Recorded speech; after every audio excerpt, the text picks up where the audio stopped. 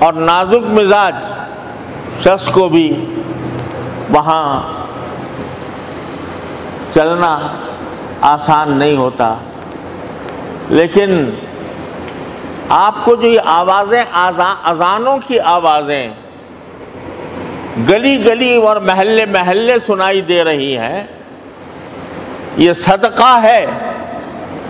ان نفس کش لوگوں کا جو جا کر دین کا علم حاصل کر کے آئے، سارے پاکستان سے، ہندوستان سے، اور ہماری ام المدارس دارالعلوم دیوبند سے، اور اللہ تبارک و تعالیٰ نے ان کو یہ توفیق بخشی کہ اسلام کا کلمہ یہاں تک پہنچائیں۔ اور یہ مبارک چہرے مجھے جو اس وقت نظر آ رہے ہیں، اور مجھے یہ معلوم بھی ہوا ہے کہ وہ صرف اس شہر سے نہیں بلکہ اور اطراف سے بھی تشریف لائے ہوئے ہیں، تو یہ مبارک چہرے در حقیقت یاد دلا رہے ہیں ہمارے ان اکابر کو جنہوں نے انار کے درخت کے نیچے بیٹھ کر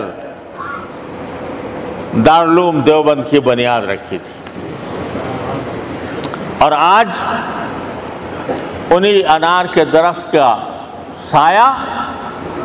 اس وقت ساری دنیا میں پھیل چکا ہے۔ اللہ تبارک و تعالیٰ نے مجھے دنیا بہت دکھائی ہے، دنیا کے 6 بر اعظم کہلاتے ہیں، 6 کے 6 بر اعظم میں نے دیکھے ہیں، سب ملکوں میں گیا ہوں، مسلمان ملکوں میں بھی، غیر مسلم ملکوں میں بھی، لیکن جہاں بھی گیا تو وہاں دارالعلوم دیوبند کا یا براہ راست یا بالواسطہ فیض چمکتا ہوا نظر آیا۔ دور دراز کے علاقوں میں جہاں تصور بھی نہیں تھا کہ کوئی مسلمان بھی ملے گا، وہاں دیکھا تو لوگ آ رہے ہیں استقبال کے لیے، اور پوچھا بھئی کون ہیں آپ؟